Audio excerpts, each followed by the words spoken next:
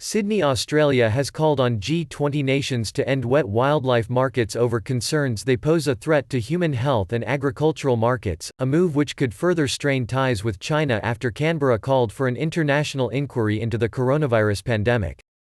The pandemic, which originated in China, was thought to have started in a wet market in the city of Wuhan. Wet markets are a key facet of China's daily life, though not all sell wildlife.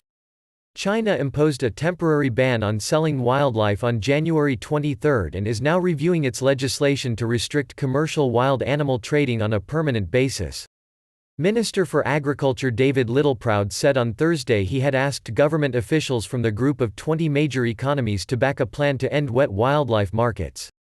There are risks with wildlife wet markets, and they could be as big a risk to our agricultural industries as they can be to public health, Littleproud told Australia's Channel 7 television. U.S. officials have also called for wet wildlife markets across Asia to be closed. Wet markets exist throughout Asia selling fresh vegetables, seafood and meat, with some also selling exotic animals.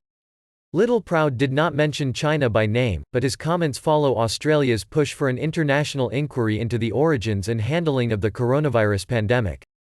Prime Minister Scott Morrison tweeted on Wednesday that he raised the inquiry in calls with U.S. President Donald Trump and other major powers. Both France and Britain said now was the time to fight the virus, not to apportion blame. China has accused Australian lawmakers of taking instructions from the United States. The White House has been fiercely critical of China and the World Health Organization's handling of the pandemic, and has withdrawn U.S. funding from the UN agency. The COVID-19 outbreak has since spread to infect some 2.3 million people globally and killed nearly 160,000, according to Reuters calculations. Australia has about 6,600 cases of coronavirus nationally and 75 deaths from the virus.